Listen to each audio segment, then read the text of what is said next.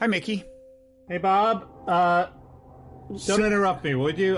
Say, Mickey, what you reading there? When the new cars issue of Consumer Reports comes out, I just stop everything and read it. So don't bother me for the next hour, okay? The next hour, sure. I can take it from here, Mickey. Yeah, no, I hear you're all prepared and everything. Yeah, just talk about Gaza. You know, you can do that. I know what I'll talk about. Normally, Mickey has a visual gag. I have a visual gag.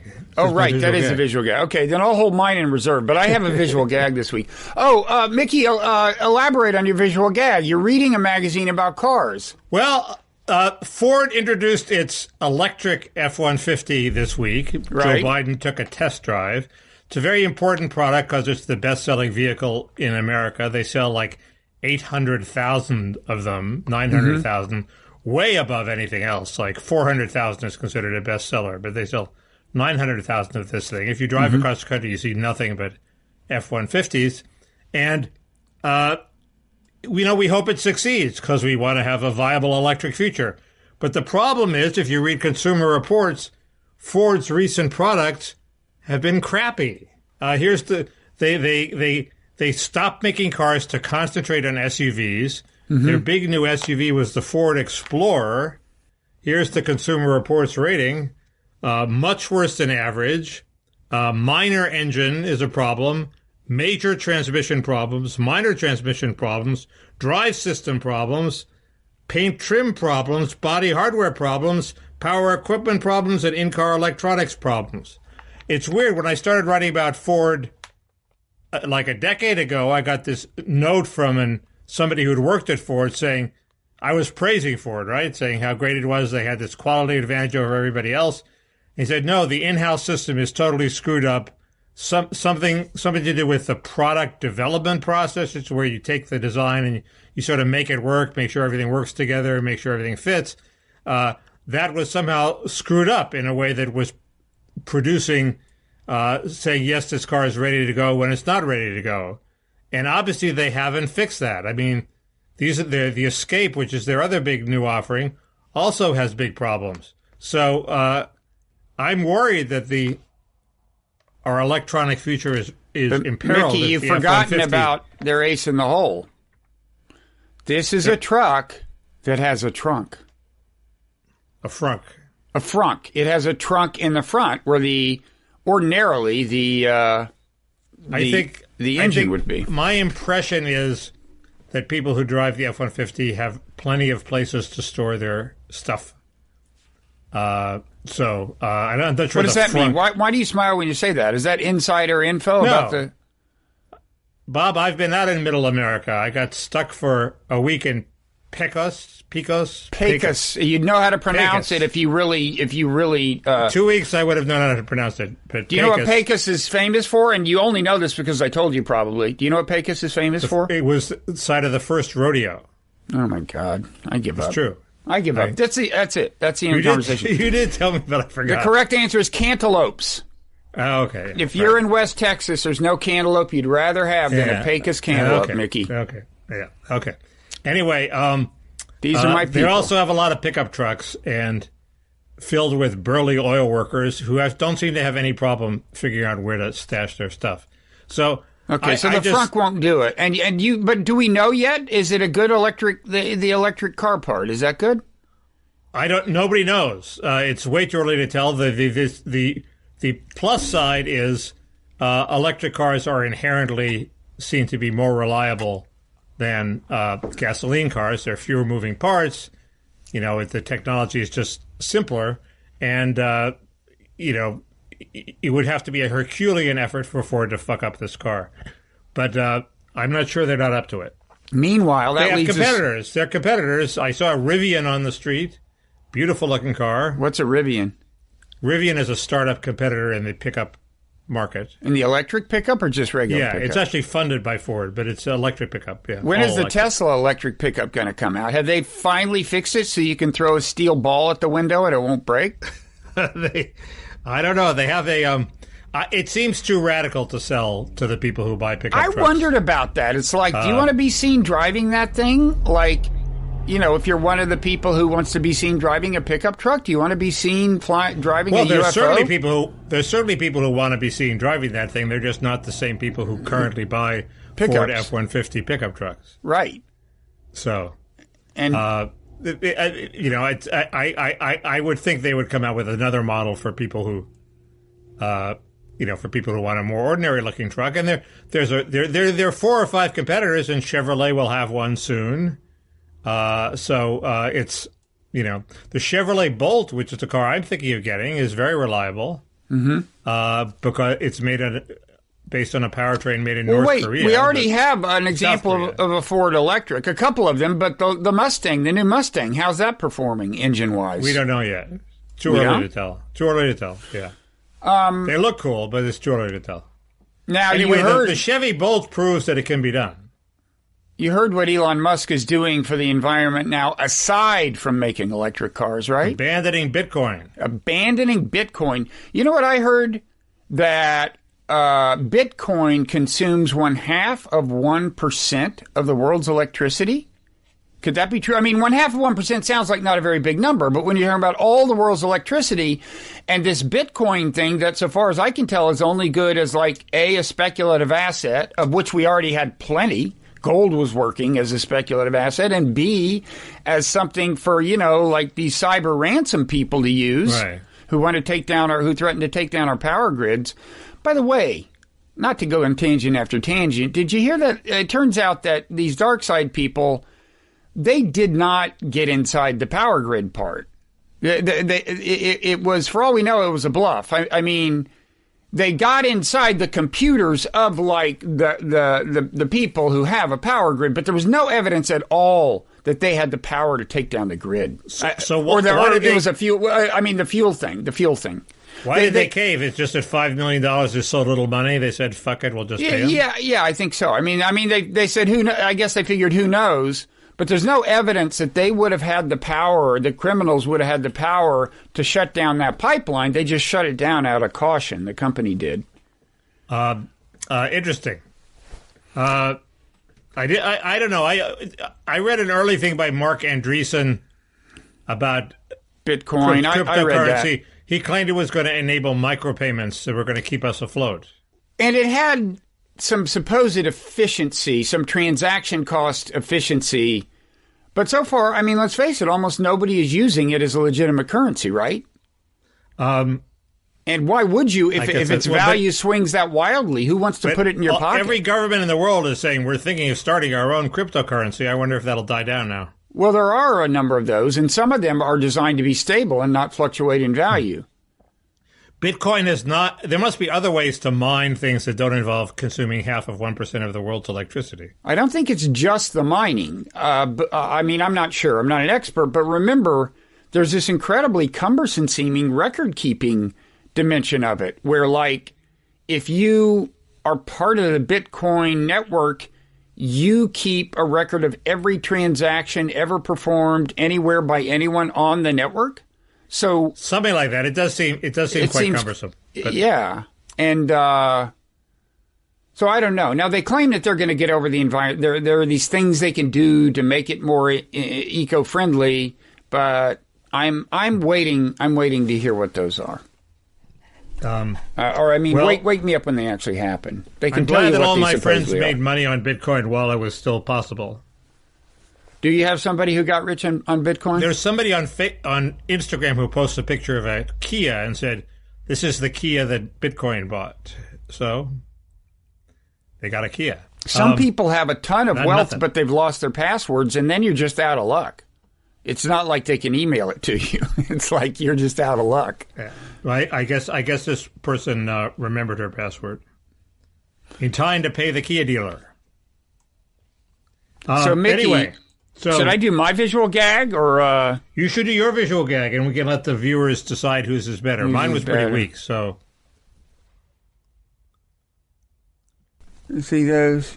They're cicadas. Those are the husks that the cicadas leave behind. They're all over the place. Yeah. And they go and have sex and they leave the husk behind? That assumes that you are not a non-binary cicada. And there is. Did you read about the non-binary cicadas?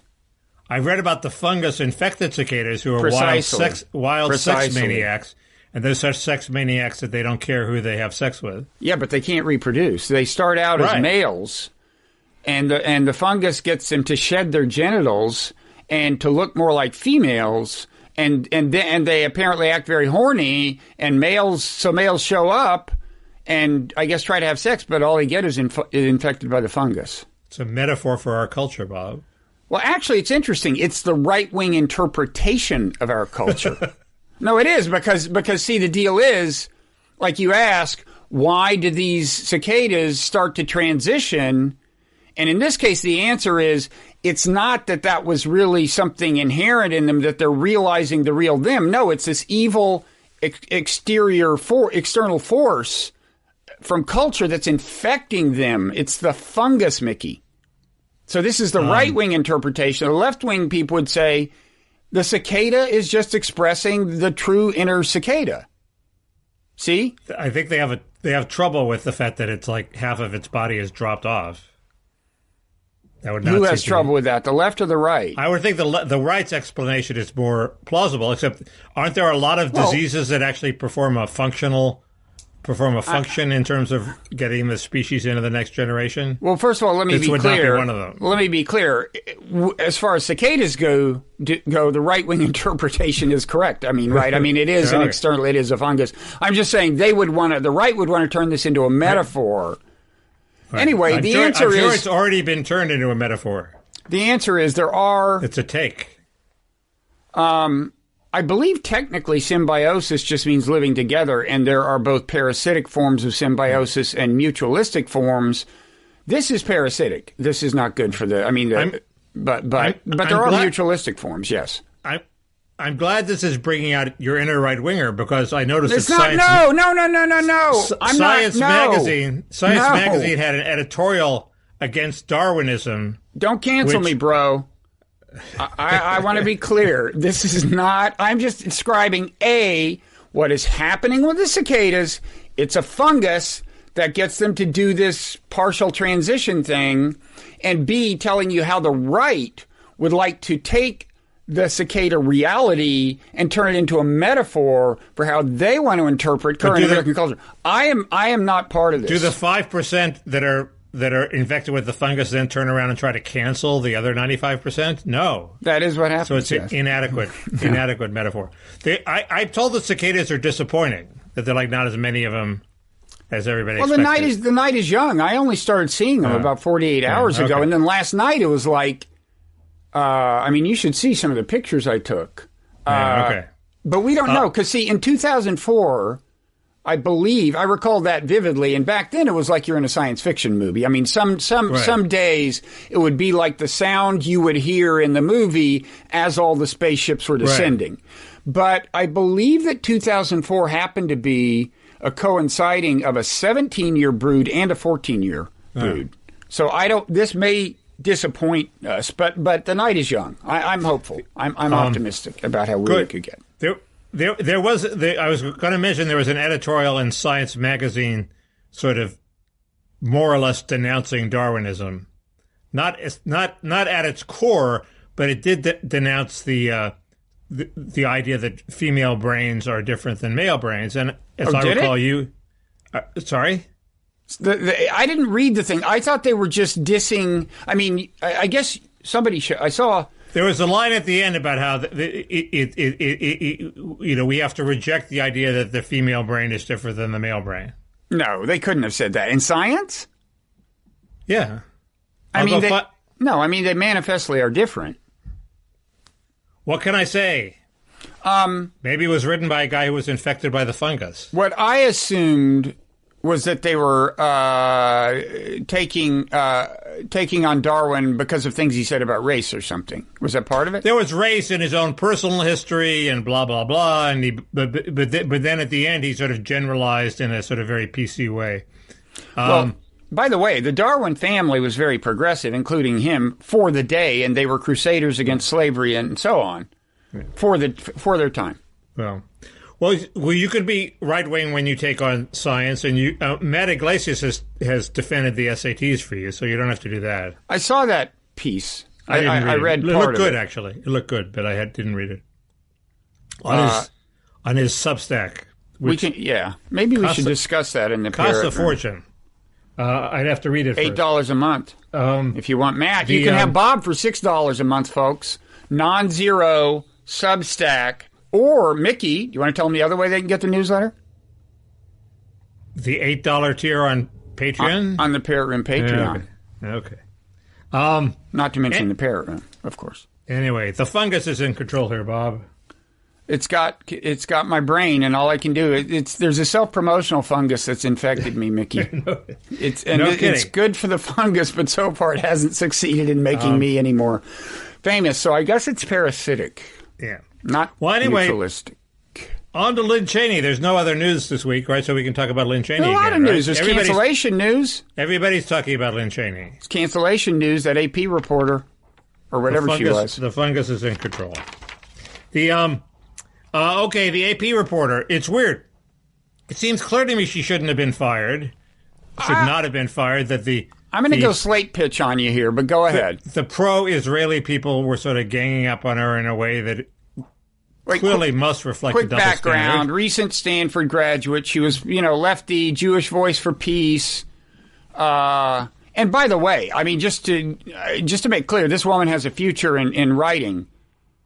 She referred to Sheldon Adelson. You've seen pictures of Sheldon Adelson, right? She said he was rat-faced.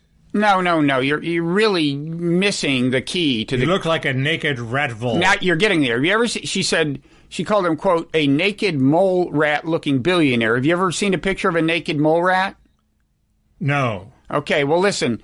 He died only a few months ago. So tell me if this is too soon. But there is a passing resemblance. No, I don't want to put it that way. What I would say is this is an inspired, hyperbolic denunciation of someone on the grounds of their appearance, if you're into that kind of thing. Anyway, she was hired to be a local reporter in Arizona, and then this organization called Canary Mission that digs up people's anti-Israel past got onto her, and AP fired her, or didn't hire her, or unhired her. And I don't know. It seems it's local news. I know there used to be a 3-year rule that you have to have stopped your activism 3 years ago, and she only has 2 years under her belt. At AP, if she, they said if you had been an advocate or something, you had to wait 3 years to work for AP. You had to have a cooling off period. You sure that applies to both sides? I'm not so sure. I don't even know if it's still a policy. This was a tweet from Ron Campion. It's a silly policy. I mean, she was in college, okay? Well, what I would say is, I mean, first of all, I think these Canary Mission people, somebody was trying to make the case that she was anti-Semitic. I mean, first of all, she's Jewish. I didn't see anything that could be taken seriously as anti-Semitic. Maybe I missed something. But if AP does have strict rules about, how you can express yourself on social media, and I don't know, then I guess... how do you expect yourself... her big activism was 2017, so 4 years ago. How you expressed yourself 4 years ago on social media? Well, when did she do... She actually did one tweet, I'll read it, that's about the whole... That questions the whole premise of AP-style reporting. She doesn't mention AP, but she wrote, quote, objectivity, end quote, feels fickle when the basic terms we use to report news implicitly stake a claim. Using Israel but never Palestine, or war but not siege and occupation, are personal choices. Yet media make these exact choices all the time without being flagged as biased. I don't know, when did she do that? But everybody, I wrote shit like that in college. I probably wrote shit like that last week. So what? Well, you can't work for AP. I mean, see, that was this year. That was several days ago. Maybe that was the straw that broke the camel's back. Nobody at the New York Times thinks there's objectivity in journalism anymore either. I know, but that's the New York Times. AP may, fashion itself as the one remaining guardian of the aspiration to objective reporting. Why isn't this right in your Barry Weiss wheelhouse? It's a double standard. It's a double standard. Anybody who says that maybe Israel shouldn't have been formed or shouldn't exist, they're by definition anti-Semitic and they're guilty of prejudice as opposed to a misguided view of history. Time out. We're about to hear me say something kind about Barry Weiss. You don't have drums. The fungus has got you. The fungus has got my brain. No, so Thomas Chatterton Williams, whom you're familiar with, I guess, tweeted something in defense of this Emily Wilder person and said she shouldn't have been fired for tweeting whatever. And Barry Weiss retweeted him defending Emily Wilder. Really? I believe that's a first, because I and other people have criticized Barry Weiss and other IDW people for kind of ignoring this whole part of the speech code problem, which is to say the Israel part. But, and maybe this is a sign of changing times. We've seen a number of these signs during the whole Gaza conflict, which, God willing, is over now. And that's notable. Maybe it was a mistake. Maybe the fungus has her brain. That's very heartening. What does your boy Peter Beinart say? Oh, well, he's, of course, defending her. I mean, the only defense of AP would be, I think, mine, which is like, if they have these explicit rules that say, hey, we're different, you just can't be expressing intense opinions on social media and work for us, then that's the rule. But there's not even anything close to a case against her on grounds of anti-Semitism that I've seen. I mean, she's very much against the Birthright Israel program. She crusaded against that, which, of course, Adelson funded very extensively. My confession is that I wanted to come out in her defense, but was reluctant to because it would have pissed off a whole bunch of people who might be my allies in the forthcoming welfare fight. So I held my fire and said, I'll just talk about it on the right. This is the wisdom of age, Mickey. I think it's the first step to being a compromised sort of fungus infected figure with only half your abdomen. It's the first step to losing your balls, basically. Let's put it that way. What you just did, the kind of compromise you just made, you mean? Saying I'm not going to attack the Free Beacon attack on this woman, even though I thought it was unconvincing. Let's say unconvincing. Yeah. But everyone holds a fire like that, except for Glenn Greenwald, and he's got more Twitter followers than anyone else. The only person I know who didn't hold their fire was Charlie Peters. He had a 1-block rule. He wouldn't attack anybody who lives within 1 block of him. We might have to look at it when he left his house in the morning. But other than that, he was constantly attacking people who were his friends at the most inopportune times. Huh. That was also my mother's rule. But the 1-block rule? Look where it got her. No, she would attack her neighbors who wanted to, annex themselves to the city of Beverly Hills. And I said, they're your neighbors. You're going to need them. Let them annex to Beverly Hills. No, it's a bad deal for the city. What can I say? Well, you got to take issues on local politics. I alienated a neighbor who is a town council person. She's on the town council over the, gas-powered leaf blowers issue. Yeah. Well, that leaf blowers is that's worse than the Israel-Palestine conflict. That's around here it is. Intense emotions. Around here it is.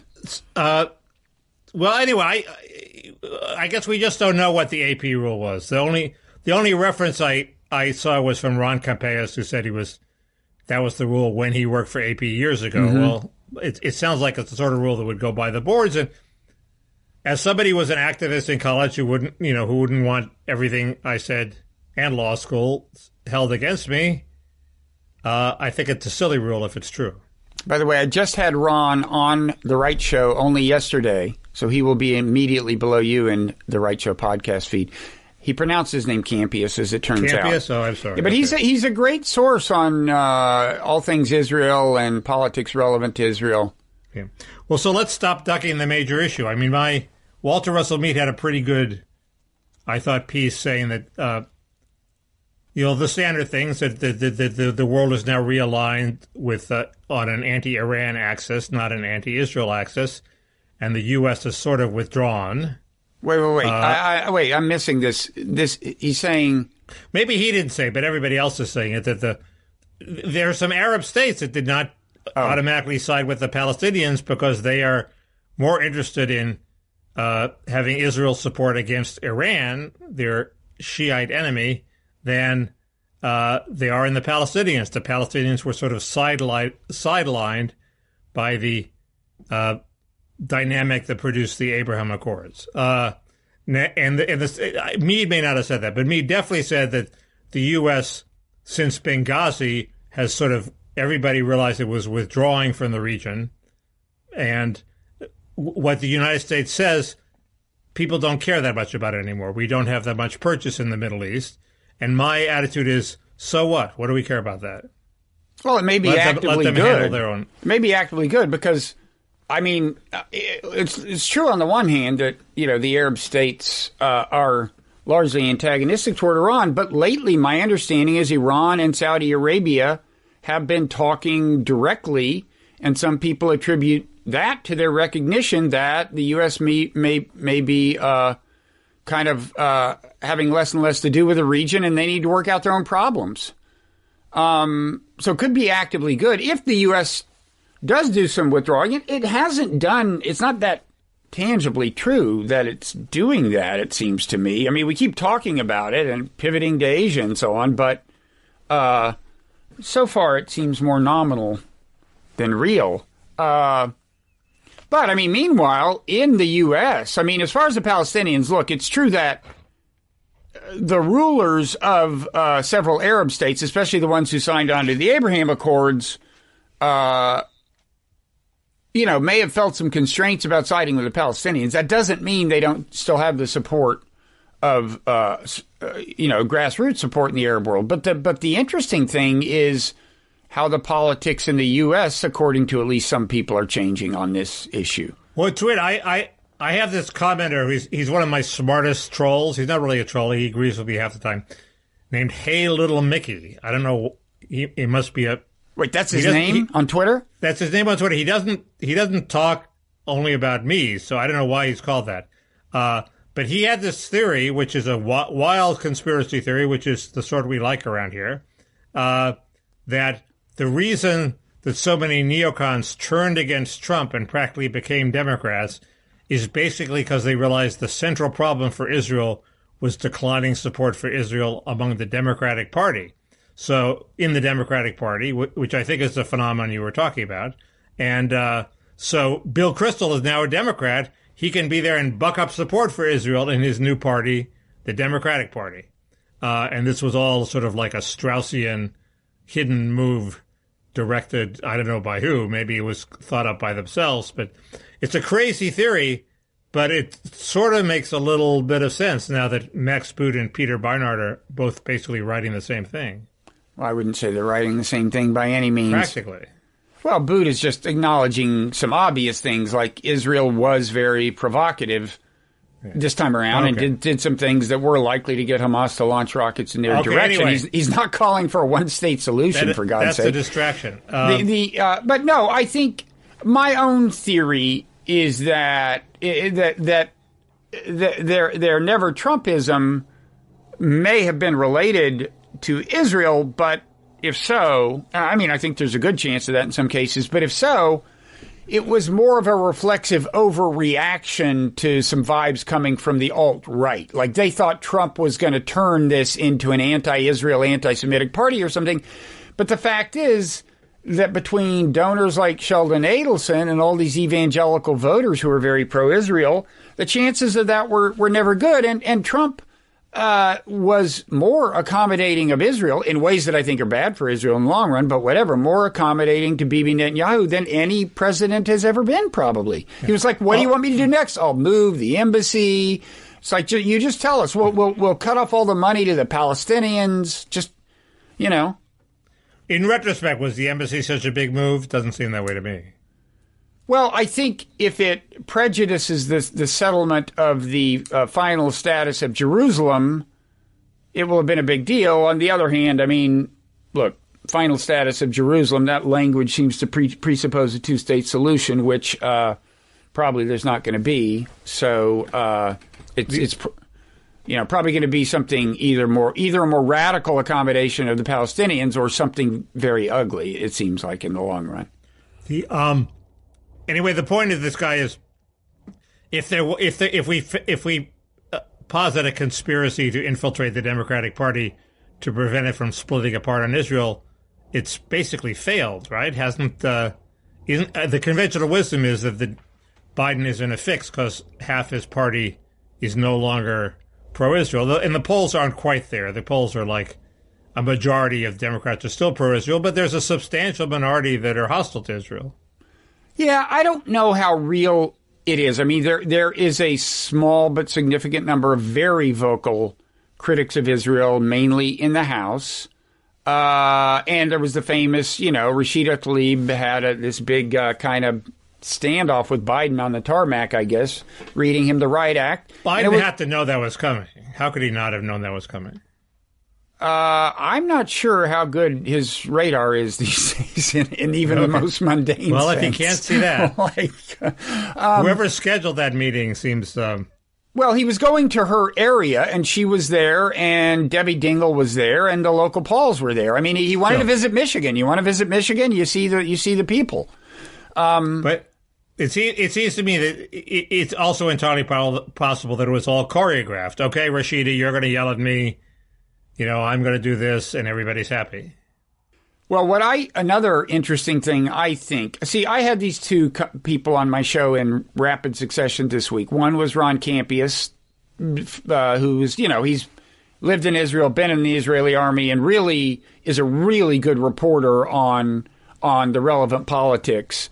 And before that, I had this Palestinian on the West Bank named Fadi Karan, who's a Palestinian activist. And what I think is a very interesting development there in the region is how much how much more we saw of a unified Palestinian consciousness this time around in 2014. You had a sympathy strike for the Palestinians in Gaza that Palestinians in Israel proper, as well as the West Bank, abided by. You had unrest and protest on the West Bank that didn't get much coverage, but 15 Palestinians were killed there. Okay. What about the internecine intra-civilian fighting? Well, that is the thing that we mentioned that last week, and that's the thing that's gotten the most attention probably in Israel. But I think all of this taken together is going to force Israel to pause and reflect before it does things that might provoke rocket fire next time. And I personally think, Biden's getting some of the credit for bringing an end to this thing. I personally think once you saw civil conflict in Israel between Palestinians and Israeli Jews, there was no chance of a ground invasion in Gaza, and there was more incentive for Bibi to wrap this up quick. I thought they didn't want to invade Gaza anyway. Well, they work bluffed. out so well I mean, they did. They did more damage to what they would call the militant infrastructure last time. But the conventional wisdom is obviously that the future of Israel is a civil rights-like struggle for Palestinian rights. I think Fareed Zakaria had a column saying this. It's not so much that the Palestinians are going to be able to force anything militarily, but Israel is very subject to a moral pressure that the whole apartheid angle that they're denying equal rights to their Palestinian citizens, and that's sort of the future of the battle. That would fit with your theory, because everybody can get unified behind that, right? Well, but I think the bigger issue the Palestinians want to frame as a civil rights issue, it's not the Palestinian citizens of Israel. I mean, they do get to vote and have, basic rights, due process of law, notwithstanding some structural discrimination. More structural than you see in America. But it's the West Bank Palestinians and maybe ultimately the Palestinians in Gaza, but the West Bank Palestinians are ruled by Israelis, not allowed to vote, and they don't have due process of law and so on. I mean, that's the transformative civil rights issue, because that's what leads logically to a one-state solution. Yeah. Fareed mentions that. He says the civil right to self-determination. He talks about it in rights terms. But they can't have self-determination because Israel will not give them the territory. Okay. But I assume if you become part of a country where you have a vote, your rights to self-determination are satisfied, no? Well, I mean, in principle, you could try to exercise that. I mean, I should say one-state solution in many scenarios involves a kind of binational federation or something. Not, yeah. So is a one-state solution inevitably a disaster for Zionism? Seems that way to me. Well, again, I mean, Peter Beinart argues no, that there could be a binational federation that would preserve the essentials of Zionism as he sees them, I think. But, the Israelis fear that it would be, it would be genocide, right? I mean, they imagine that if you included the Palestinians in Gaza and the West Bank, you'd have about as many Arab voters as Jewish voters. And Jewish Israelis, a lot of them fear that, the worst, another Holocaust, like literally in some cases, they fear that. So I have one more thing about this Twitterer who named Hey Little Mickey, who had this crazy paranoid theory. Mm-hmm. He says he used to work for you, Bob. He used to work for me? Yes. Do you know what his real name is? No. I'll leave that for you to figure out. He's very smart. Well, everyone I hire is very smart, Mickey. Of course, by definition. It's like you have that Bob Wright dust on you. It's like you can get hired by any company in America. Can I say a final Israel-related thing? This is a response to both comments critical of me and my having lost close to 100 Twitter followers for tweeting a little about Israel. I don't tweet that aggressively. But I think I finally realized a lot of people think that if you criticize Israel, what Israel was doing in Gaza, they think you're saying Israel doesn't have a right to defend itself, or you actually want Israel to fail to defend itself. I just want to say there are those of us who actually believe that what Israel was doing was not even good for Israel in the long run. I'm not going to say that's the only reason. That was my main reason for opposing it. I don't wake up in the morning asking how Israel can best defend itself, but I really believe it's counterproductive in the long run. Suppose I know there are actions that Israel took, cutting off the microphone at the mosque, going into the mosque, I believe, that are denying, evicting people in the West Bank, that are the provocation. If those provocations didn't exist and Hamas just started firing rockets at Israel, surely you think Israel could defend itself against that, right? Well, of course. I mean, they can defend themselves anyway. But the point is, we got to a point early on where everyone knew Hamas would be happy for the fighting to stop. Israel was the reason there wasn't a ceasefire, right? And because they feel they need to do, need to have the whatever.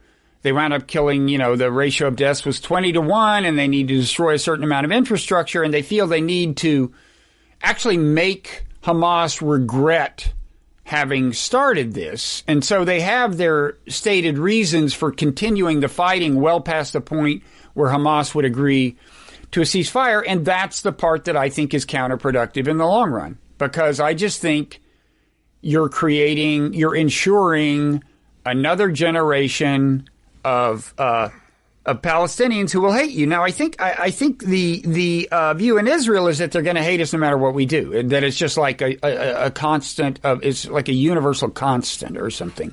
But just Gaza is smaller in area than the borough of Queens. Okay, and over 11 days. They attacked like 800 targets or something. Huge bombs going off. Now, if you're a kid living in Queens and that happens for a couple of weeks and you hear every bomb and some of them are very close, even if you don't lose a friend or relative or have a friend or relative maimed, you're going to grow up, you're going to be traumatized, and you're going to grow up permanently hating whoever's responsible for that. And I know some people think, look, they're going to hate him no matter what. I just have a different view of the world. And look, I think it's going to be a long time before a lot of Palestinians have kind things to say about Israel. But that's different from the question of whether you could ratchet down the antagonism enough to reach some kind of accommodation that endured. That's my thing. How did you survive writing editorials for the New Republic? They didn't ask me to write about Israel often. I remember I wrote my first Israel editorial Marty liked. I guess you could just ask how did Peter Beinart survive, so... Oh, well, Peter I didn't know how Peter was on Israel then, but on foreign policy broadly, he was much further to the right then. You know, he had this transformation after the Iraq War. No, it's interesting that it's interesting that both Peter and Max Boot are together again.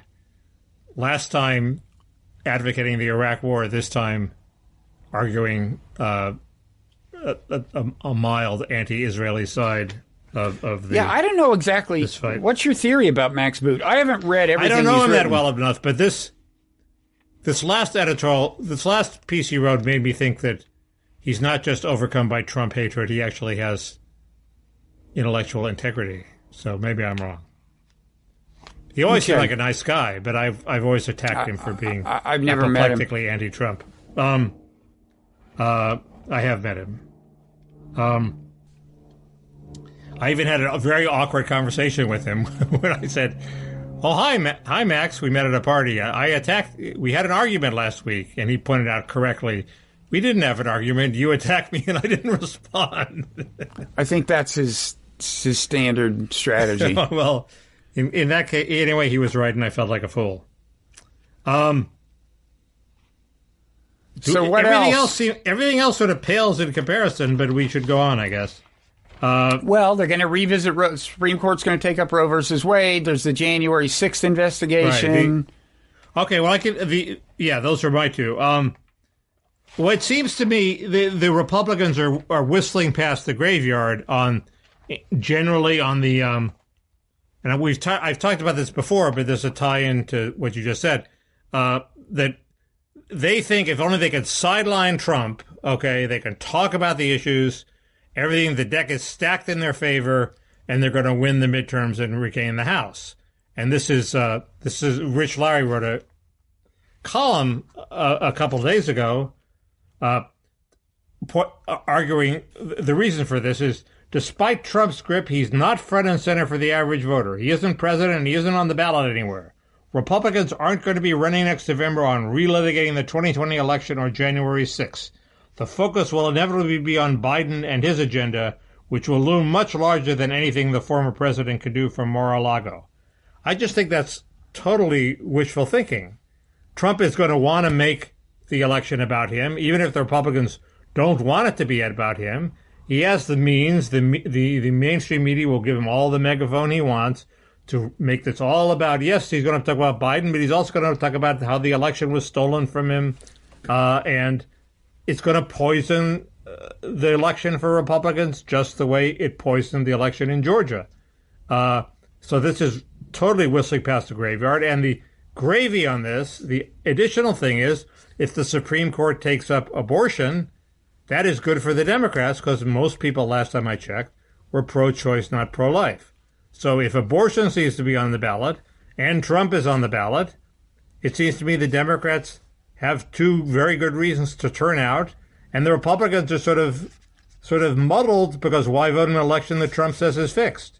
They have the same dilemma they had in Georgia, and they're just pretending that it's going to go away. Well, it's not going to go away. It sounds like, I mean, I didn't read this, but it sounds like Rich Lowry is maybe conflating the question of A, whether the election will be about Trump's past and 2020 and January 6th and everything, and B, whether Trump can successfully insert himself in the election. Those are different questions. I mean, right? Well, but if he inserts himself and just talks about the issues, that'd be great. But he's incapable of doing that. When is he going to stop talking about the steal? Well, that's a good question. Sometime around Christmas, he stops talking about it and just starts talking about the issues. I'm not so sure.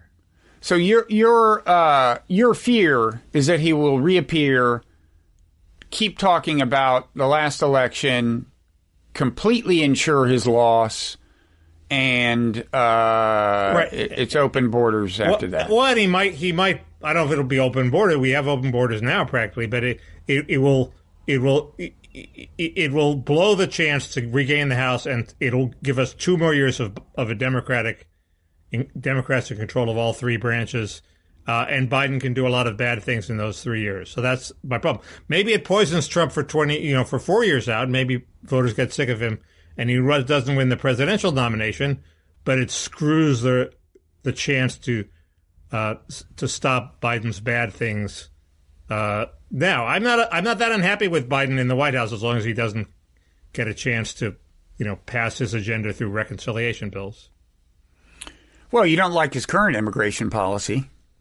I don't like his current immigration policy, right? But it's proving very, very unpopular. So it's going to end sometime at some point. I think it's so unpopular, as you know, that I've said that I predict that he will do what the Punch Bowl people call a swerve. He will swerve on immigration, fire Mayorkas, and make at least some show of reasserting control of the border. But yeah, we'll have 2 million new people in America by then. Yes. So, and then as for Roe versus Wade, you're saying it would be good for the Democrats if the Supreme Court largely overturned Roe and returned the issue to the states.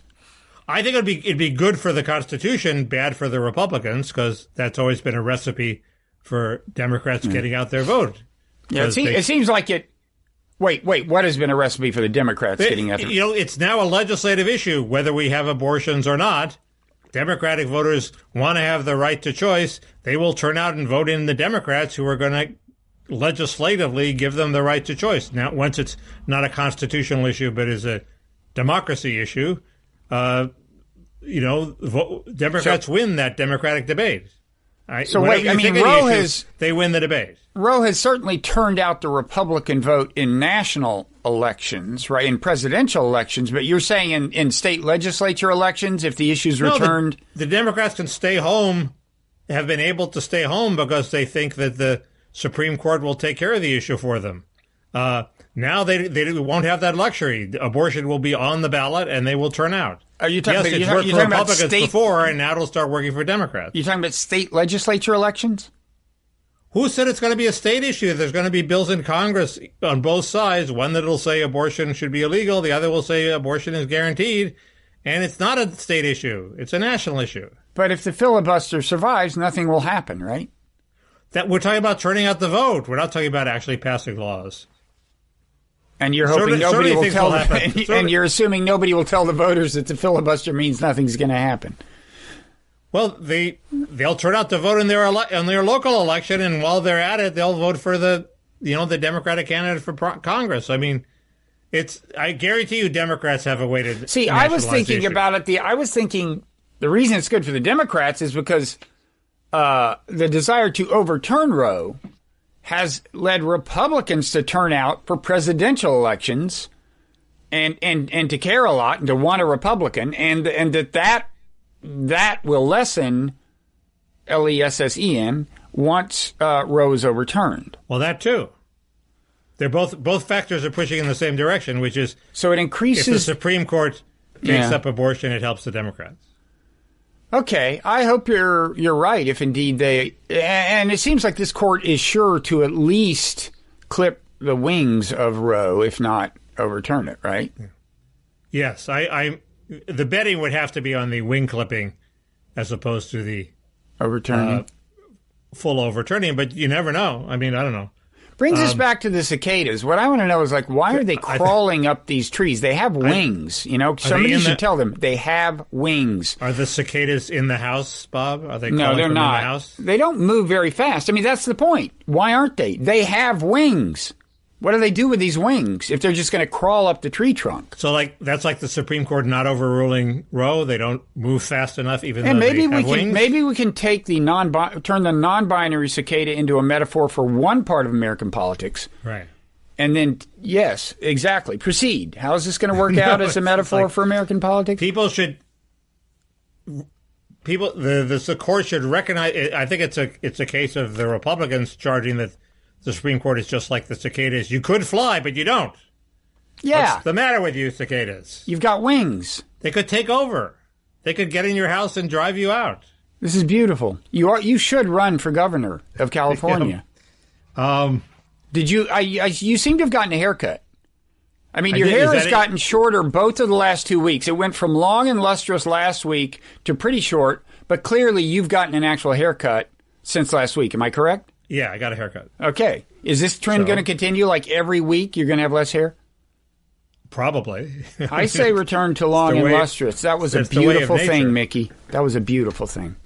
I discovered the secret to me looking good, Bob, and maybe I'll reveal it in the Parrot Room. It's nothing. Ooh, you talk about your Patreon bait.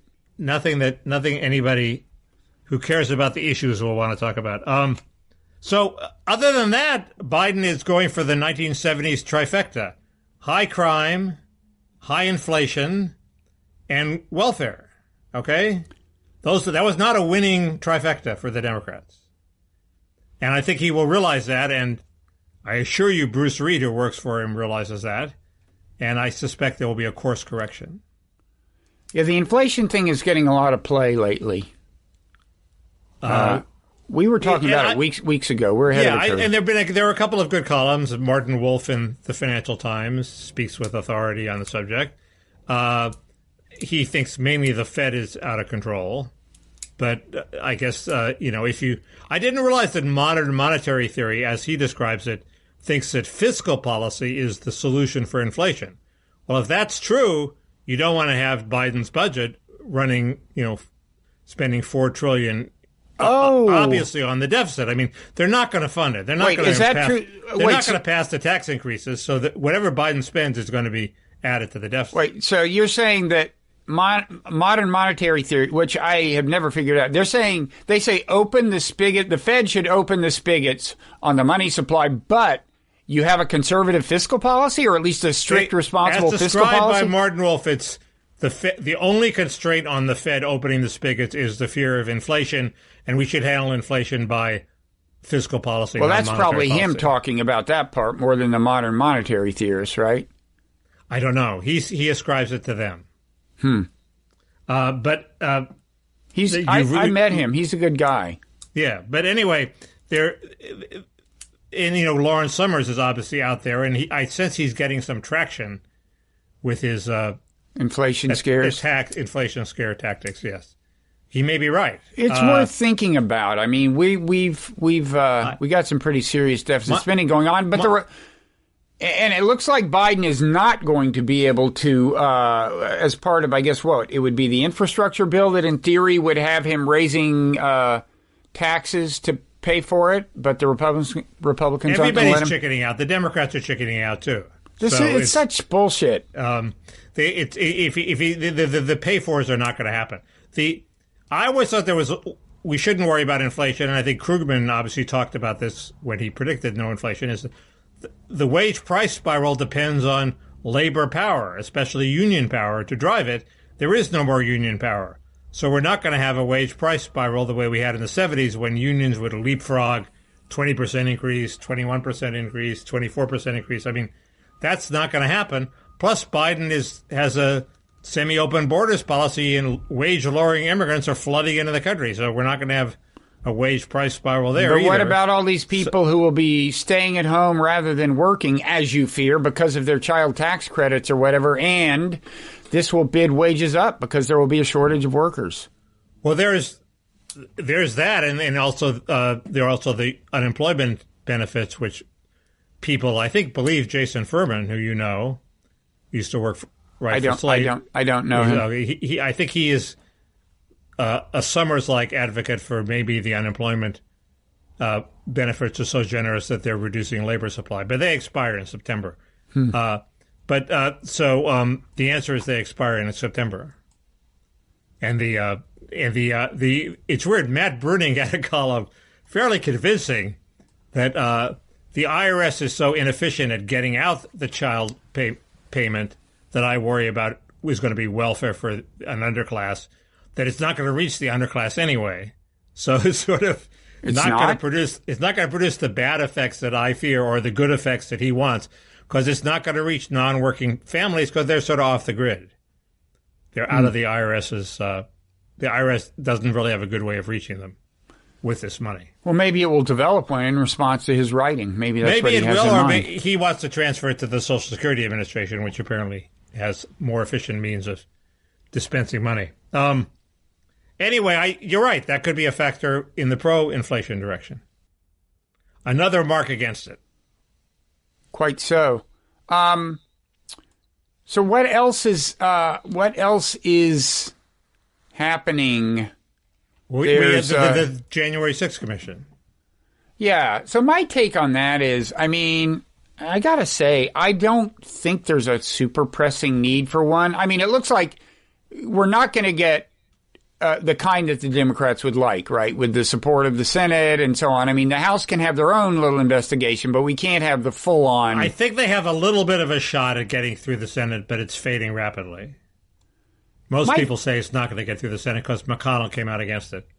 So they're not going to get 10 Republican votes, and it's not subject to reconciliation. So it doesn't get through. Here is my feeling. We don't really need to invest. If you're talking about actually learning stuff, I mean, there's two sets of stuff. There's like learning why the police were unprepared, what happened there. If you want to have that kind of investigation on that side, you can get bipartisan support. That's not a problem, and that's what you want to do, A. As for the other side, like what happened with the insurrection itself, it seems to me we have a pretty good idea, and the one part of the puzzle I feel I don't really know, which is like how much actual, advanced, organized kind of conspiring was done by groups like whatever, the Oath Keepers or Proud Boys.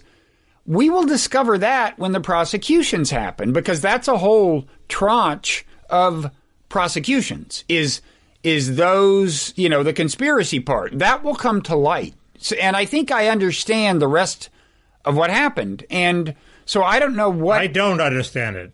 You don't understand the rest of what happened? I don't know. I don't know what was going on in Trump's mind when he sent those people to the ellipse. I don't know. We'll never know. We're not going to learn that in the investigation. They're witnesses and their emails and their texts.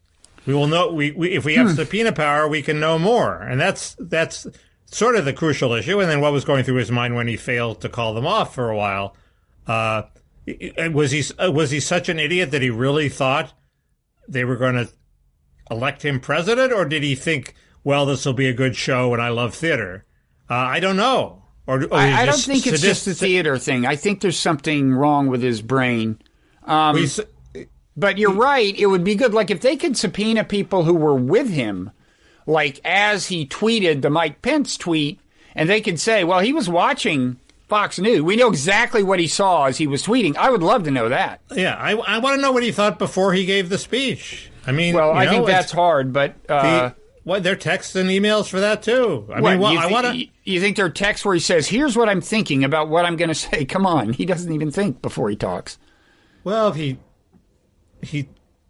a loquacious guy. I would think there would be witnesses more for that, but that's not going to come out in the trials. And the other thing is with the demonstrators, I want to know sort of, they left their guns at home. Okay, if you're really plotting a revolution, you don't leave your guns at home. So what were they going to do? What did they think was going to happen? If they saw Nancy Pelosi, were they going to kill her? Were they going to back off the way some of them did in the House? Would they not have known what to do because they had no conception that they were going to succeed as wildly as they did? I assume there's a spectrum, and some thought they were going to change the result, and some thought they weren't. But I want to know what the spectrum is and who was on what side. And the video of the Proud Boys, marching up the hill to the Capitol, that was very useful because it proved that they did have a plan to get into the Capitol. It involved a certain amount of violence to get past the guards, but it was not clear what they wanted to do once they were there. So I want to know. I mean, I think we don't know that there weren't guns in the Capitol because they let everybody leave without searching them. But I take your point. They only turned up one. Yeah, but they didn't search anybody. Now, I take your point that it wasn't some kind of traditional armed insurrection. I guarantee you the email said, we're leaving our guns at home. Oh, really? That was the agreement. I'm pretty sure, yeah. But different groups may be different. Maybe some of them actually had guns. But I think I think their goal was to actually bring the process to a halt. The goal of some of them. Actually right, bring... but was that justice theater? Because it obviously wasn't going to halt the process permanently. Oh, who knows what they thought? Who knows what they thought would happen next? I think... I mean, honestly, I was listening to the Bannon podcast at the time, and it was like, all things are possible. He was never giving up. I mean, it seems a lot like... It seems that this is a bad analogy, maybe, but it seems a lot like... jihadists who strike a blow for jihad, and you say, what does this accomplish? It just sort of killed a bunch of people. And yes, but it's somehow important for them to strike this blow for the cause in some sort of symbolic or almost quasi-religious way. And they sort of were striking a blow, but they didn't really care. I mean, and after the blow was struck, they were going to declare victory, whatever happened. Right. And so they've done that. No, often there's just a kind of faith, you take your stand at every point, and the long run goal is transformative and revolutionary, but it's kind of an act of faith. Now, I mean, honestly, some of these QAnon people, like, the woman who was shot and killed, I mean, She was a true QAnoner, and I think some of these people thought a miracle was going to happen. I mean, that's the way they were. That's the way she was writing in advance. Dark into light. It happens tomorrow. I mean, they were expecting like divine intervention or something. Right, and it's like at the other extreme, there's somebody who turned up on one of my friends' feeds saying it was just a meme generating event. They just wanted to generate a lot of sort of pictures of them carrying the speaker's, podium and sitting in Nancy Pelosi's chair and spread it over the internet and then declare success, go home and have a great time. That would be the most innocent explanation. I think that's a little too innocent. But I think different people had different motivations. There may be some people who thought of it that way. Yeah. No, I think there were all kinds of different motivations. And also a lot of people just wandered in. The vast majority didn't even wander in. They stayed on the mall. So, what they thought was we're just having a protest and we're yelling and screaming at the top of our lungs that this is unfair. And I guess some of them may have hoped that Mike Pence would change his mind. Although, did Trump really think that Pence changing his mind was going to give him the presidency? I mean, how crazy was he? I think Trump is kind of crazy. I really think there's something wrong with his brain. Yeah. Well, I want to know all those things, and it seems to me I don't think the trials are going to give that, but I've given up the idea that this would not be completely politicized the way the 9/11 Commission was, and would be the Republicans have a reason to oppose it. Otherwise, they have no reason to oppose it. Yeah, well, I actually am revising my position a little. You're right. The one kind of information we might be able to get to that we won't get without an investigation is information surrounding Trump and some information illuminating his state of mind. The left has all prejudged it. They said, a violent insurrection intent on overthrowing our government happened and the Republicans don't want to investigate. No, that's what we're supposed to find out. Was it a violent insurrection intending to overthrow the government? Don't prejudge it. And that's just a way to turn anybody off of an inquest. You have to at least leave your mind open to the possibility that it wasn't a violent insurrection intending to overthrow the government. Now, they call themselves insurrectionists. They said the revolution has begun. That's some evidence that they were insurrectionists, but they could also just been deluded fools who were posing as insurrectionists. We don't know. Yeah. Anyway. I'm still on the fence. I don't know which way I would vote if I were in the Senate. Oh, I think I would vote for it to have that. I guess I would. I mean, I worry that it could wind up being an unfortunate thing just politically, just for the country. I mean, we just don't.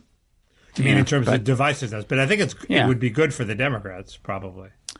Maybe. And who knows? It would coax Trump even more to do what I think he's going to do anyway, which is make the election all about himself. Right. So he which would might respond, be good for the Democrats. That would happen like as the campaign was starting.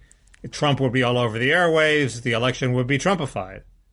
So you're worried about the effect of Trump's insertion into the process on the midterm elections. I had been thinking mainly like, will he run for president and blah, blah, blah. You're worried about... No, I think he'll probably be finished by the time he runs for president, but he could easily screw up the midterms for Republicans, and people are just ludicrously discounting that process. They think, well, it's going to be a local election. Well, the midterms are always nationalized. They haven't been local for decades. And, what will count will be the TV ads run by the candidates, the local candidates, and they're going to stress, the border and woke issues and crime. Well, but TV ads are less important than they used to be. I mean, that's the upshot of a lot of the research into the last election was TV spending didn't matter that much. So it's obviously going to be nationalized, and it's going to be nationalized in a way the local candidates are not going to be able to counteract. And that's real trouble for Republicans. Harry Shearer made a good point in my Twitter feed, which is on the terms of Trump and the actual presidential election in 3.5 years. There's so many Republicans with so many ambitions. They're not going to hold off for Trump, for another 4 years. So somebody's going to make a run at him, and that it will probably be sort of more successful than is expected. So they'll make a run starting when? When will we know who's making a run at it? Well, it starts the day after midterms. The day after midterms. Yeah. And who will it be? Probably starts a little before that, too. Who will it be? Nikki Haley? Well, she may be disabused of it. DeSantis would be a logical person. Tom Cotton would be a logical person. Matt Gaetz. Right, Matt Gaetz, Bill Gates. Caitlyn Jenner, everybody. This is an excellent transition to the Parrot Room, Mickey. We have been recording for well over, we're at like an hour and, 7-8 minutes. So, there's that article in the New Republic that it attempted to tie Matt Gaetz and Bill Gates together. We can talk about that in the Parrot Room if you want. We can. And there have been genuine Bill Gates. There have been a little bit in the way of Bill Gates developments. No, that we can. We're running in overtime right now. We can talk about. I have a beef with you about this McKay Coppins thing. We can talk about that in the Parrot Room. He's a perfectly nice man. Okay, that's our beef. I'm not saying he isn't. We'll get to it. Don't leave it in the. So what else? People have to pay for that sort of venom, Bob. What else can we talk about in the Parrot Room? We both did make a little bit of appearance. The Slate Slow Burn podcast did a publicly accessible episode of the podcast that had some highlights of the bonus content podcast that you and I are in. And we were two of the only 3 people who made an appearance. Really? And when I tell you in the Parrot Room... I purposely tried to say nothing. That's the funny thing. You only said like one thing, and when I tell you how kind of it comes off, I don't think you're going to be happy. It comes off as what? Mickey, they don't get that for free. Okay, they don't get to see you crushed. Okay. They don't get to see you start weeping for free. Okay. What do I have down here? I've never seen a story about Kamala Harris's staff that doesn't leave me completely unimpressed. There was a recent story about she's been appointed czar of the border. She hasn't gone to the border. She spends her time talking about the use of cryptocurrency in Latin America, convening a Zoom meeting. And they think attacks on her are obviously racist. Okay? Anybody who has a staff who seriously thinks that is doomed. Are we going to talk about that further in the Parrot Room? Is that what you're saying? Or have you said pretty much exhausted your fund of wisdom? Unless you want to contradict me. No, but I have a question. So she is saying that that Latin America needs cryptocurrency or more of it? Why is she getting it? It's a way of getting aid to the small entrepreneurs around the central authorities. That's the theory. It's like microbanking. So she's not advocating access to cryptocurrency for drug cartels. I don't think explicitly, but you never know. Could be the effect. That could be. She's arguing for a Grameen Bank sort of thing done electronically, I think. Okay. We could talk about the UFOs.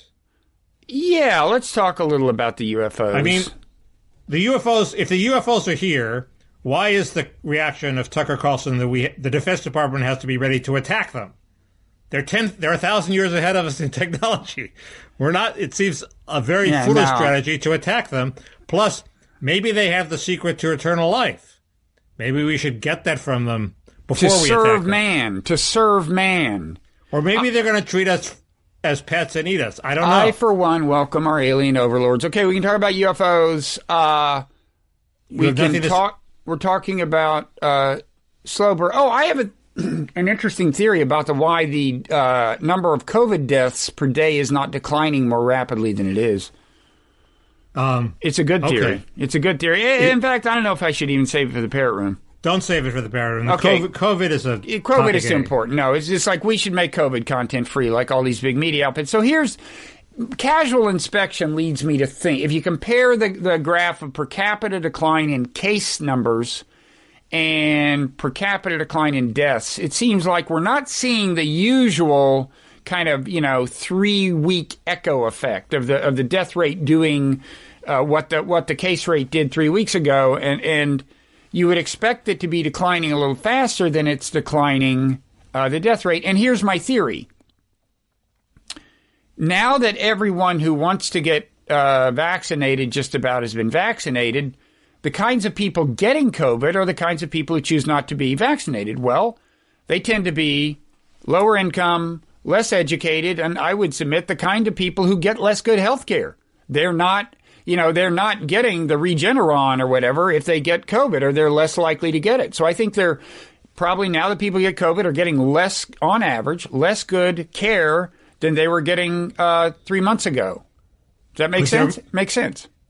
It makes a certain amount of sense, I think, but there's they were getting it 3 months ago when there were no hospital beds. Now there are plenty of hospital beds for them, so they should be getting they should be getting much better medical care than they were 3 months ago. Well, you would think, and also they're also the sort of people who would already have gotten the virus a long time ago. The most irresponsible people, or the most people that have the least access to good health advice and good practices, the people who have to go to work every day, they already got it. You called them irresponsible, not me. Anyway, that's my... Well, they're irresponsible as a subcategory. There are some irresponsible people. They're a subcategory of this group you're talking about. That's my theory. I should say the last couple of days, the 7-month rolling average of deaths has dropped pretty appreciably. We're now down at 550, which is the lowest we've seen since last In California, July. It's the mirror effect, the echo effect is sort of still intact, I think. The death rate is going down. I mean, it's going down. It's just more slowly. I'm just not at all convinced that we're over it and we're never going to have to go in lockdown again. It seems to be obvious we're going to have to go in lockdown again. Well, I think it depends on how many people we can convince to get vaccinated, A, and B, whether a variant arises that the vaccines don't Certainly, Biden's gimmick of if you get masked, you don't have to. If you get the vaccine, you don't have to wear a mask. I don't think that's really worked. Do you think that's provoked a huge surge of vaccinations? No, I think the messaging has not been great. I think I'd say I still say get a vax, get free beer.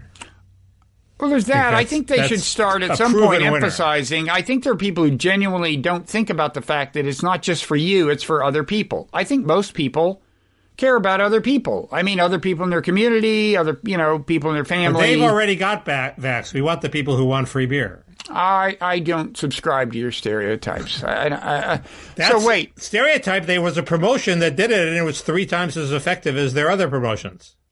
Free beer? Well, New Jersey, I live in a state, I believe, where you get a free beer. I got my vaccine too fast. I think you got a lotto card, too, in some states. Maybe New Jersey. Well, where is it? Where is it that they're giving away? I'd much rather encourage beer drinking than playing the lotto. I'd rather, why not both, I say. This is why I should run for office. You know why, Mickey? Because I say, why not both? Some people ask why. Bob asks, why not both? I look to the future and say, why not both? Should we talk about Charles Grodin in the Parrot Room, or do you have a view? He died, I have a view. Okay. Yes, we can talk about it in the Parrot Room. Let's see. I don't have much of a view, but I figured you would. I promised to talk about the Basecamp last week and failed. I don't know much, but it's worth noting. We're going to talk our movie club, our first official convening in the movie club. We got more than enough to talk about in the Parrot Room. Talk about A Face in the Crowd, which you did watch the rest of it, I hope? Yes. Okay. We're talking about that movie, that supposedly prescient movie. I'm going to ask about a Jonathan Chait tweet. That's always exciting. This is actually that's like free beer. If we offered a Jonathan Chait tweet for everybody who gets the vaccine, our problems would be solved. It just so happens that, well, it's a long story. Wait. We're missing a big issue. What? The Free scandal, the FREEH, the British paper allegedly based on what's in Hunter Biden's laptop. Louis Free giving $100,000 to Biden, a fund for Biden's grandchildren in an attempt to curry favor with Biden, and also offering Hunter Biden a job. So this is like completely corrupt. This fund for if it's true, it may not be true, but somebody directed Free.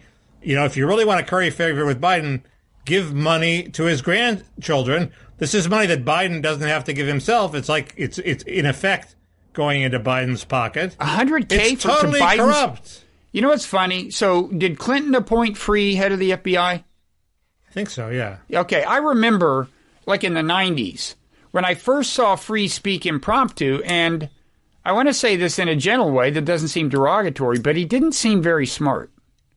And did I succeed in doing that gently? Gently, yes. He didn't seem very smart. And I remember wondering at the time, like, okay, wait a second. What's going on? How did this guy, like, does he have something on Clinton or what? I mean, I really went through this whole thought process. Like, how did he wind up getting appointed? Is it that he will keep Clinton's secrets for him or what? Even honorable people wind up doing corrupt things when they get in the private sector. Look at Steve Ratner. When he goes into the pension business, he decides, gee, I should buy the film of the brother of the guy who's going to send the state pension money my way. And he correctly thought that this is how the game is played. That's what everybody who's finagling for pension dollars does it. But, but he's Steve Ratner. He's supposed to have a higher standard. So a lot of people who have high standards find that they sort of disappear once they have to compete against people with lower standards in the private influence peddling sector. I mean, I might as well admit this. I've never said this publicly, but I considered giving money to your Senate campaign in hopes that you would come on my podcast someday. I thought about it. I finally rejected it because I realized I actually didn't want you to come on my podcast. But still, I thought it was the kind of thing I would have been in principle willing to do. You didn't give me money? Not that I recall. But are we ever making up for it? Let's go to the Parrot Room. This is over. Yeah, where you get a pretty decent cut, I might add. But we digress. Okay, so we're going to the Parrot Room. The parrot has spoken. See you there. Okay, I'll spend the intervening half hour reading up on my automotive reliability ratings. But anyway, that'll bring him into the Parrot Room. Okay, we'll see you there. Okay, see you later.